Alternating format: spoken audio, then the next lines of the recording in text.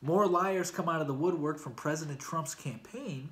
U.S. and Russia will no longer meet during the G20 summit. And lastly, almost a quarter of millennials have no clue what the Holocaust is. This is A Better World, and I'm your host, Luis Acevedo. All right, so there are more liars coming out of the woodwork from President Trump's campaign. So the first one we knew about was Paul Manafort. Now, just to refresh memories, because there's a lot going on now. This is the first time the Russia investigation has actually gained some traction in a long time. So a lot of old things are being brought about. So Paul Manafort, he took a plea deal with Robert Mueller on several different federal charges. However, Robert Mueller and the special counsel annulled the agreement they had based on supposed lies Paul Manafort told to them and the FBI on various subjects. What lies did he tell? We have no clue. They haven't said anything about the lies in particular.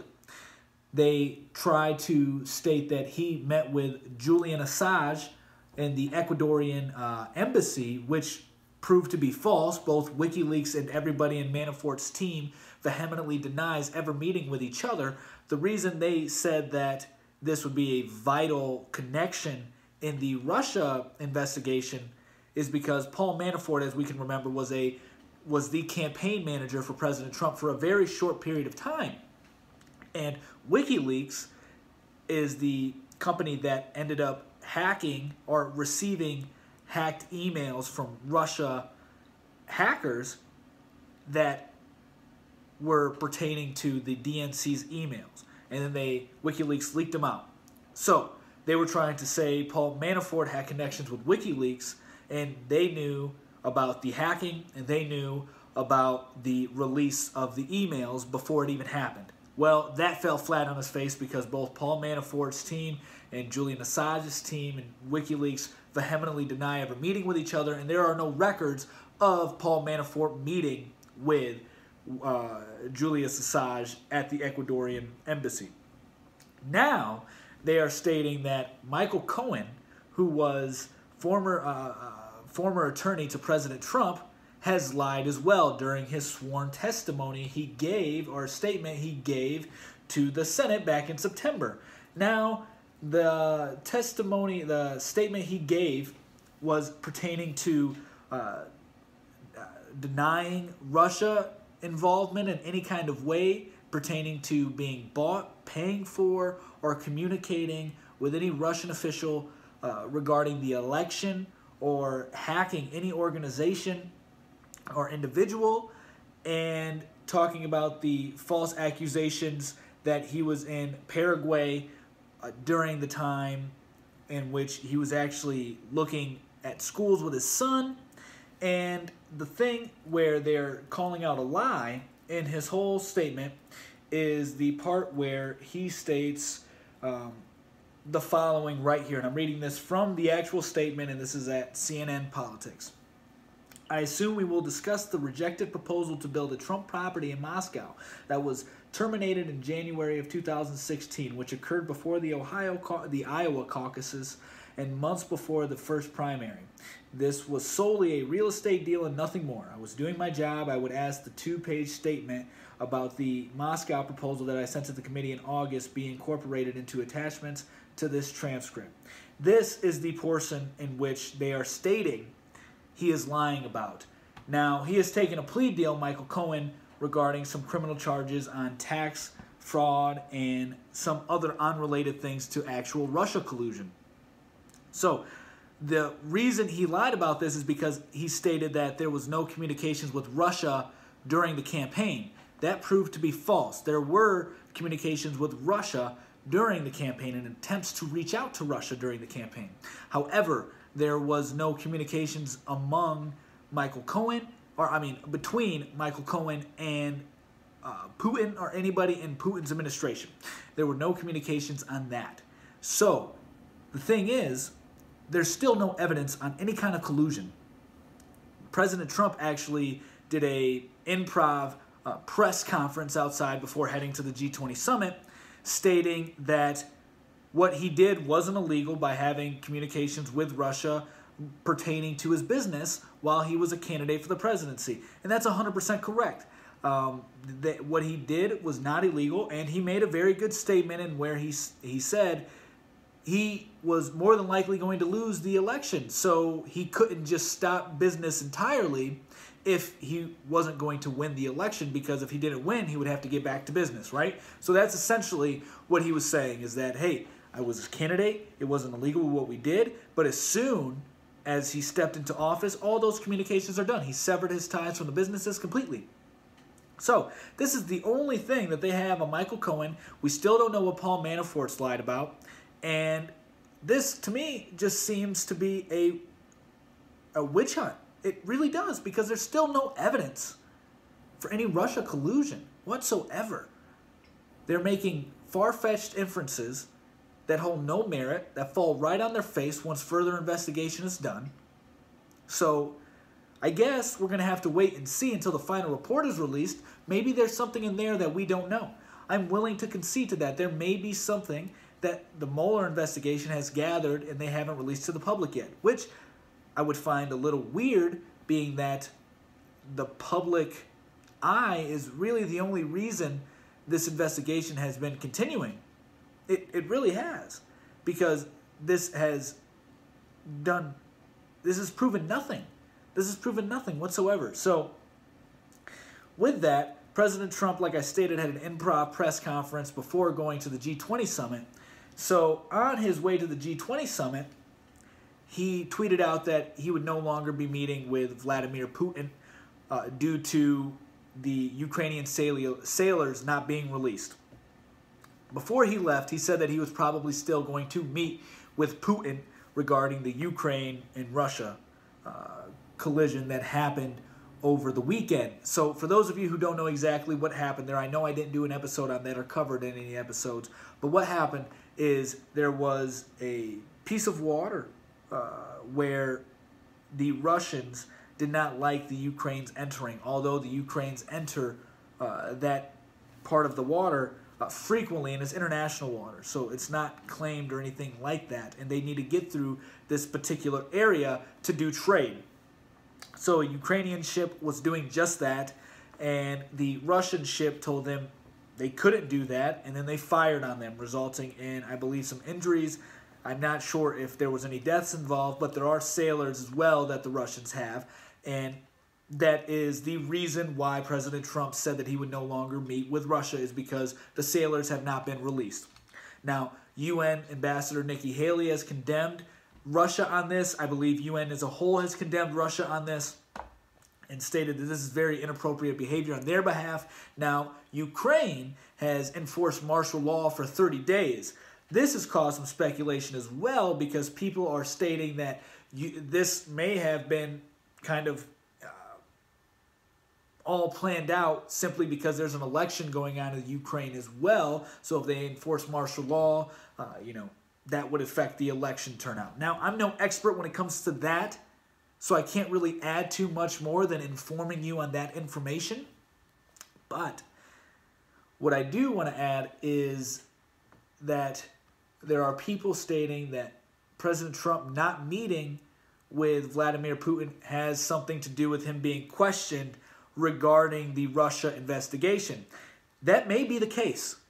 That very well may be the case, that President Trump doesn't want to meet with President Putin due to the unfoldings of further details within the investigation. However, I don't think it has anything to do with what people believe it has to do, as in President Trump can no longer work with President Putin due to the investigations going on and there's too much heat. I think it is more of a political reason, if it is that. If that is his reason not to do it, I think it's more of a political reason that, as of right now, it wouldn't look the greatest back home for him to meet with President Putin, considering the circumstances. However, what seems more likely is that he has received something in the report that has changed his mind, which he acknowledged at the press conference that he held before leaving. He stated that unless something else comes in the report, we're going to finalize everything once we get the final report, and I'm on the plane. And, he was on the plane, he received the finalized report, I assume, and then he made his decision. So it makes more sense that that's where he made his decision from from the standpoint of information that he was given that changed his mind to actually hold the meeting. So we'll see exactly what's going on at the G20 summit as it unfolds, and more coverage is taking place. And obviously, we will continue to report on the updates when it comes to the Russia investigation. Hopefully, we should be getting a report. Hopefully, everybody should be seeing the final report here soon, so that way we can actually see what the Mueller investigation has accomplished thus far. All right, now what we're going to switch over to and end the show with here is an article from HuffPost, and it's titled, "Many Americans Still Don't Know Basic Facts About the Holocaust," survey finds. So in this survey, they conclude that 11% of Americans, or 22% of millennials, are not sure whether or not they heard the Holocaust at all. And 31% of Americans and 41% of millennials believe 2 million or fewer Jewish people died in the Holocaust. This survey, a millennial defines 18 to 34. The survey had almost 1,400 people involved in it. So, why am I sharing this with you? I'm sharing this with you because this is very vital to understand what the left is doing by comparing Trump and Hitler and Nazis with Republicans. Okay. This is the same tactic the left has done for years, and that is completely whitewash history. Don't even teach it anymore. Completely forget about it, so that way you can rewrite it. For instance, I'll give you an example. I'm sure most of you don't know that the KKK was started by the Democratic Party. I'm sure most of you don't know that Jim Crow laws were supported by the Democratic Party. I'm sure most of you don't know that there were congressmen and senators who were intertwined with the KKK or a part of the KKK. I'm sure a lot of you don't know that FDR supported lynching laws, and FDR had very close friends that were in the KKK.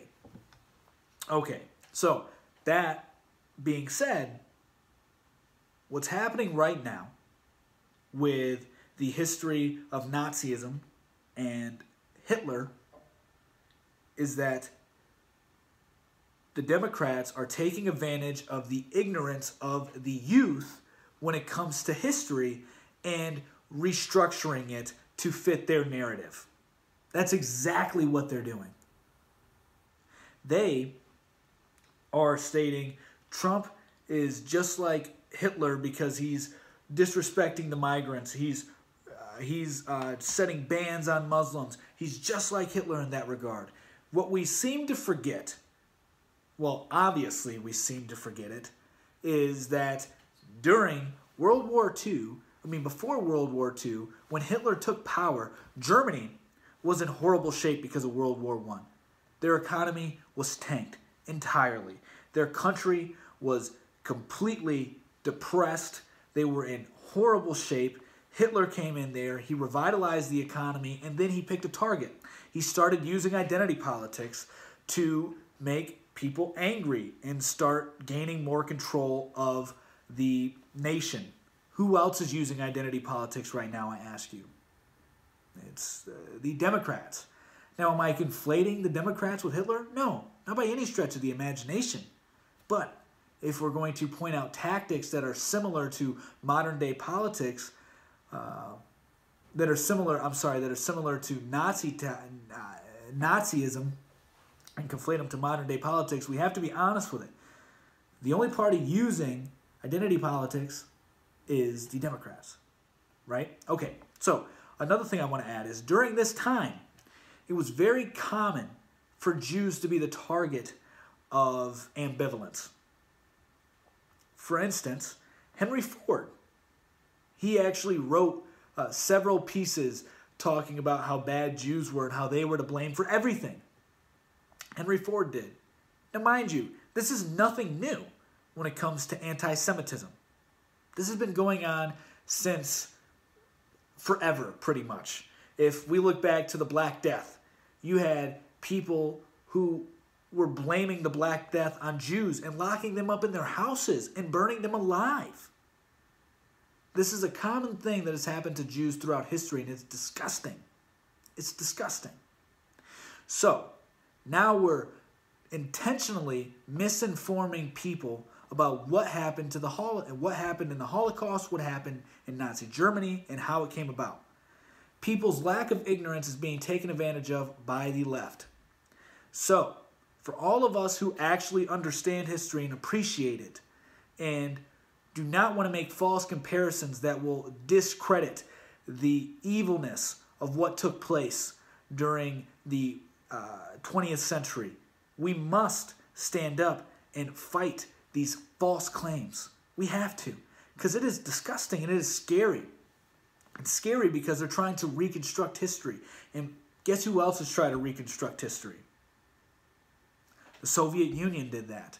When Lenin came into power, he got rid of all the intellectuals, got rid of them entirely. Why did he do that, you may ask? Well, very simple. They were the smart people, not saying that other citizens weren't smart, but they were the ones who were well-educated and understood the literature and understood Russia's history prior to that. And so there would be no intellectual contest amongst the citizens if they got rid of the smartest people. Okay, Mao did the same thing.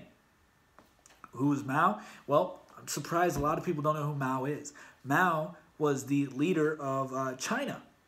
He led, he was the reason why I believe it was almost 100 million people died under his reign. Starvation. Pol Pot, same thing.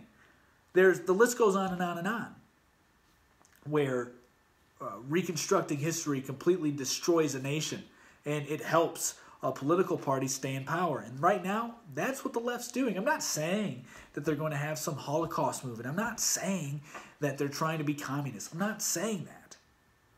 What I'm saying is they're reconstructing history, and they're misinforming people. And it's very dangerous, and we should be very aware of what's going on.